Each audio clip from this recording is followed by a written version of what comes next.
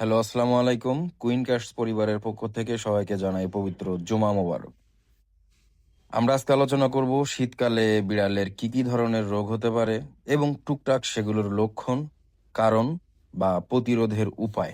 বিশেষ করে শীতকালে সূর্যের আলোর তেজটা কম থাকে। আর তাছাড়া যারা বিড়াল বাসায় পালি তাদের বিড়াল রোদে যাওয়ার সুযোগ থাকে না। তো দীর্ঘ সময় ঘরের ভিতরে থাকতে থাকতে বিড়ালের শরীরে ভিটামিন ডি সহ অন্যান্য বিভিন্ন ভিটামিনের অভাব দেখা দেয়। আর হচ্ছে শীতকালে এমনি এই সূর্যের তেজ কমে যাওয়া হোক, আবহাওয়াজনিত ঠান্ডার কারণে হোক, বিড়ালের রোগ প্রতিরোধ ক্ষমতা কমে যায়। সেজন্য বিভিন্ন সমস্যা দেখা যায়। শীতকালে বিড়ালের সবথেকে ১ম যে রোগটার নাম আলোচনা করব এবং সেটা সবথেকে ভয়ংকর। এটা বিড়ালের হলে আমাদের না জানার কারণে অনেক বিড়াল মারাই যায়। সেই রোগটার নাম হচ্ছে ক্যাট ফ্লু। শীতের ঠান্ডা আবহাওয়া, ধুলো, ইনডোরের বিভিন্ন আর্দ্রতা কম বেশি স্যাঁতসেঁতে কারণে বিভিন্ন ভাইরাস জন্মায়।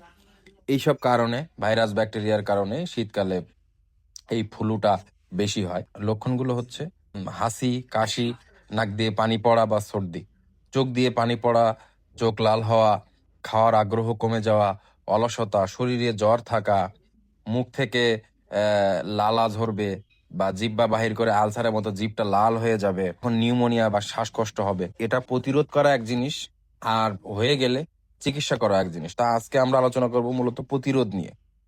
তো এর প্রতিরোধের একমাত্র প্রথম উপায় হচ্ছে আপনারা বিড়ালকে ফ্লুর ভ্যাকসিন করাই নেবেন। আর দ্বিতীয় কিছু প্রতিরোধের উপায়, যেমন বিড়ালকে ঠান্ডা থেকে দূরে রাখবেন, গরম জায়গায় রাখবেন, শুকনো খাবার ফ্রিজের ঠান্ডা কোনো খাবার খাওয়াবেন না। তারপর বাইরের থেকে নতুন কোনো বিড়াল আনলে তা আলাদা জায়গায় রেখে কিছুদিন পরে আস্তে আস্তে কোয়ারেন্টাইন শেষ হলে তারপর হচ্ছে আপনার বিড়ালের সাথে এগুলোকে মিশাবেন।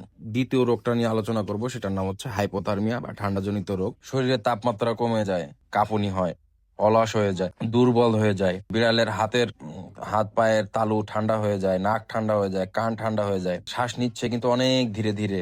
প্রতিরোধ হচ্ছে ঠান্ডার সময় বিড়ালকে ঘরের ভিতরে রাখেন।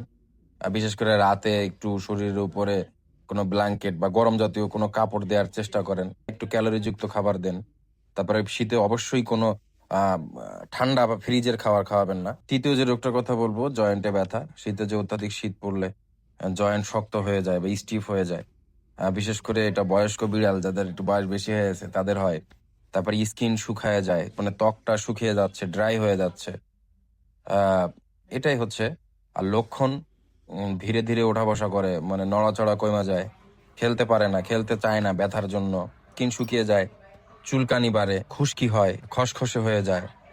এটা প্রতিরোধ করবেন হচ্ছে বিড়ালকে বেশি পরিমাণে একটু সামুদ্রিক মাছ টাছ, ওমেগা 3 যুক্ত খাবার দিবেন। বেশি ব্যথা ট্যাথা হলে জয়েন্ট শক্তিশালী করে এমন কোনো খাবার খাওয়াবেন, অথবা ভেটের পরামর্শ নেবেন। এক কথা হচ্ছে শীতকালে বিড়ালকে গরম রাখেন, ভ্যাকসিনের আপডেট রাখেন, পুষ্টিকর খাবার খাওয়ান। আর লক্ষণ দেখলেই, যে লক্ষণগুলো বললাম এই লক্ষণগুলো দেখলেই ভেটের কাছে নিয়ে যাবেন। এগুলোই হচ্ছে সবথেকে গুরুত্বপূর্ণ বিষয়। শেষে আবারও বলি, আমি কোনো ভেট চিকিৎসক না। আমি আমার বিড়াল পালনের অভিজ্ঞতা এবং বিভিন্ন গবেষণামূলক রিসার্চ পড়ে যতটুকু জানতে পারি সেটা আপনাদেরকে জানাই। পরবর্তীতে আর কি জানতে চান কমেন্ট করে জানান, সে বিষয় নিয়ে কথা বলবো।